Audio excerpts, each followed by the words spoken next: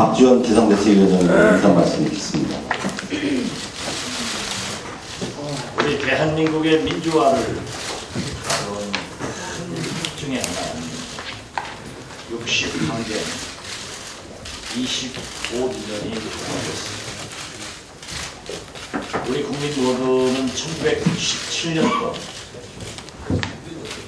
60강경의 거대한 역사의 물결을 하고 오늘 현재까지 왔습니다. 우리는 다시 한번 이한열 여사등 60강경의 주역들에게 감사를 표하고 그 영령들의 넋을 추모해 마치겠습니다. 이 60강경 25주년 기념 행사가 6월 10일 일요일 오후 6시 서울광장에서 우리 민주당도 이미 대외협력위원회에서 파견 나가서 많은 행사를 지원하고 있지만은 의원, 당직자 및 당원들의 적극적인 참여로 다시 한번 민주주의를 찾는 그러한 또 다른 60강경의 출발이 되기를 기원하고 참여를 공유합니다. 이렇게 이루어진 민주주의, 그분들도 전부 종북주의자라고 비판을 받았습니다. 정권은 항상 색깔론으로 모든 것을 평가했지만 국민과 역사는 정당한 평가를 하고 있습니다. 도대체 왜 이렇게 시대착오적인 색깔론을 가지고 심지어 간첩 출신 국회의원이 있다, 실체가 있다 라고 얘기하는 것은 다시 한번 60강경 25주년을 맞이하면서 역사를 거꾸로 돌리려고 하는 그분들에게 맹생을 축구해 맞이했습니다.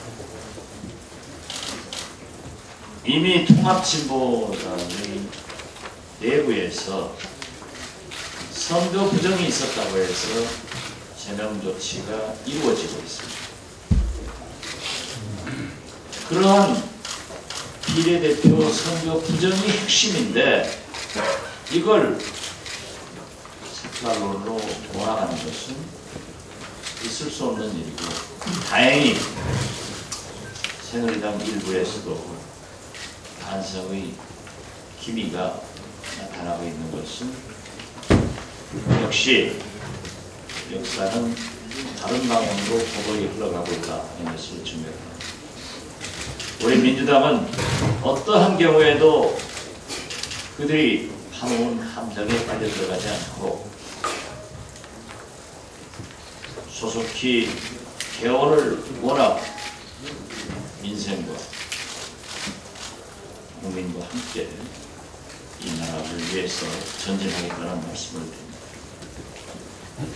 이제 오늘이 사실상 우리 비대위원과 국회의회의 마지막 날입니다.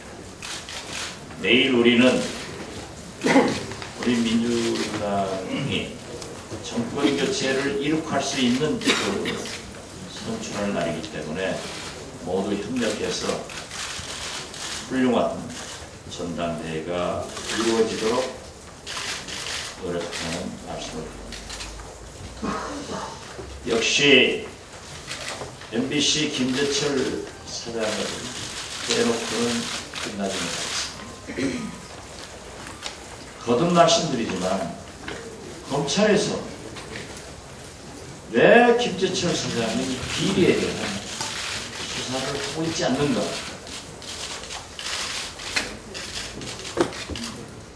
(20억) 이상의 횡령과 아파트 세채의 부적절한 투자, 특히 무용과 제2모 씨와의 영문서, 이러한 것들이 구체적으로 나타나고 있는데도 언제까지 대한민국의 공권력은 선택적으로 적용돼야 합니다.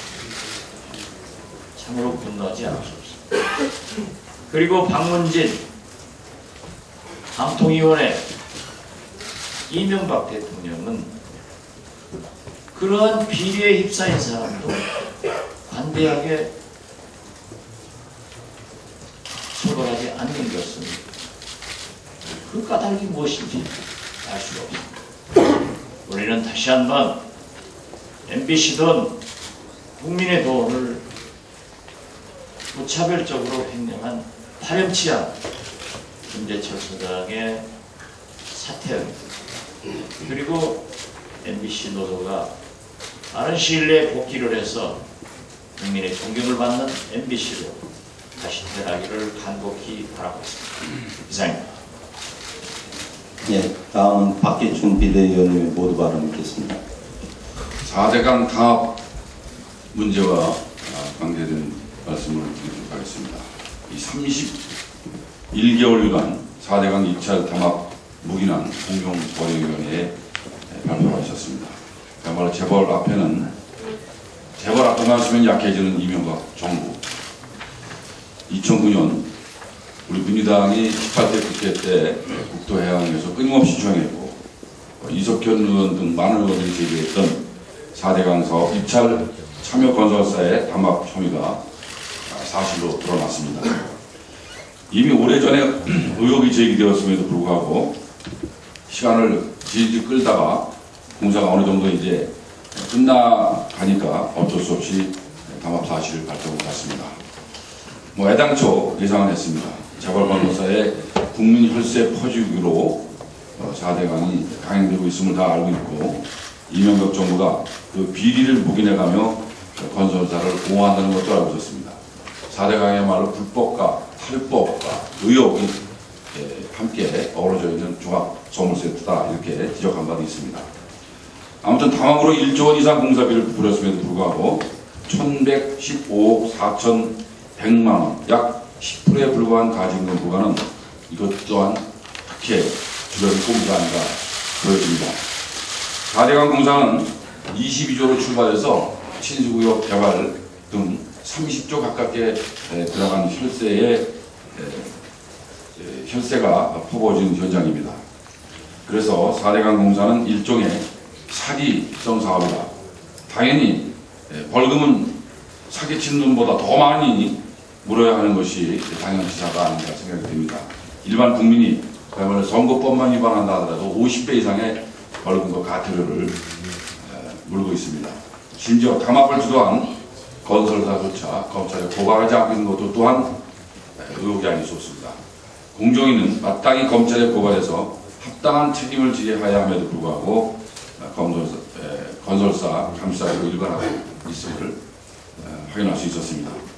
만약 검찰이 수사하지 않는다면 우리는 국회 차원에서 국정조사를 통해서라도 또 국토해양부 등 감독기관의 책임을 밝힐 뿐만 아니라 나아가서 2년 8개월간 끌고 왔던 재벌 건설사를 감싸고 있는 공정거래위원회의 납득 불가한 태도와 봐주기 조사에 대해서 명백한 책임을 물 것입니다. 이상입니다. 예, 다음은 김태년 의원님의 모두 발언. 검찰의 민간인 불법 사찰 수사와 관련해서 한 말씀 드리겠습니다. 검찰이 민간인 불법 사찰을 깃털도 다 못 뽑고 수사를 매듭 지으려 하고 있습니다. 19대 국회 제1호 해임 건의 대상으로 내몰리고 있는 권재진 장관, 당시 민정수석으로 가장 큰 깃털인데도 서면 조사 한 번 하지 않고 있습니다. 깃털이 거의 다 뽑혀서 이제 몸통이 뻔히 드러났는데도 이를 잡지 않고 수사를 서둘러 마무리하려는 저희가 의심스럽습니다. 거듭 말씀드리지만 검찰은 철저한 수사를 통해서 반드시 진실을 밝힐 것을 강력히 요구합니다. 2008년도 첫 번째 수사, 2012년 두 번째 수사를 통해 드러난 것은 검찰의 무능과 한계뿐입니다. 검찰이 권재진 장관을 수사할 수 없다면 이는 검찰권의 포기로 간주될 뿐만 아니라 검찰 역사의 치욕으로 기록될 것입니다. 지난 1972년 워터게이트 사건의 진실을 밝히기 위한 미국 사회의 양식 있는 노력을 롤 모델로 삼아야 합니다. 이제 대한민국의 시민사회와 야당이 직접 나서서 민간인 불법 사찰의 은폐된 전모를 밝힐 수밖에 없을 것입니다. 우리는 이미 국기문란 민간인 불법 사찰에 대해서 국회 스스로가 국정조사를 실시해서 진상을 규명해야 한다고 국정조사 실시를 요구해 놓고 있습니다. 새누리당이 이를 외면하지 않기를 바라지만 끝내 거부한다면 민주통합당은 MB 새누리 부정부패청산 국민위원회 활동을 통해서 민간인 불법 사찰에 대한 대한민국 사회의 진실규명 노력을 적극 뒷받침할 것입니다. 이상입니다. 예, 다음 최민희 의원. 예, 비대위가 37일 동안 진행되었고요. 단 하루도 빠지지 않고 등장한 이름 김재철 사장. 왜 안 물러나십니까? 답답한 게 검찰과 경찰이 MBC 정명화 위원장을 비롯해서 5명에게 청구한 영장이 다시 기각되었습니다. 검찰과 경찰에 묻습니다. 이번에 영장이 기각됐는데 또 영장 청구하실 겁니까? 이렇게 계속 영장을 청구해야 될 대상이 우리 노조원들입니까? 아니면 김재철 사장입니까? 이번에 재판부는 경찰이 내건 혐의에 대해서 업무 방해죄 성립 여부, 정보통신망을 통한 타인 비밀 누설죄 등에 대해 공익을 고려할 때 따져볼 만하다 이렇게 얘기했습니다. 그리고 MBC 파업이 계속되고 있는 부분에 대해서도 이게 노사 양측의 책임이 있다 이렇게 이야기했습니다. 법원이 노사 양측의 책임이 있다고 이야기하는데 왜 검찰과 경찰은 MBC 김재철 사장에 대한 구속영장은 청구하지 않고 왜 정명화 위원장 등에 대한 영장 청구만 2번이나 하는 겁니까? 당장 김재철 사장에 대해서 영장 청구하십시오. 그리고 KBS 노조가 KBS 사측과 타협을 이루어내고 오늘 방송에 복귀했습니다. 저희는 KBS 새노조의 정의로운 언론인들이 KBS에 들어가서 공정방송을 위해서 헌신할 것을 믿고 지지와 격려를 보냅니다. 그런데 MBC 김재철 사장은 지금도 사내에 대량 해고설 등을 유포하며 파업을 어떻게든 음험한 수법으로 깰 생각만 하고 있습니다. 정말 김재철 사장 버티기 종결자입니다. 네, 우리는 끝까지 문제 제기하고 김재철 사장 나가게 하는데 종결자가 되겠습니다. 김재철 사장님 즉시 물러나십시오. 김재철 물러나라! 물러나라! 물러나라!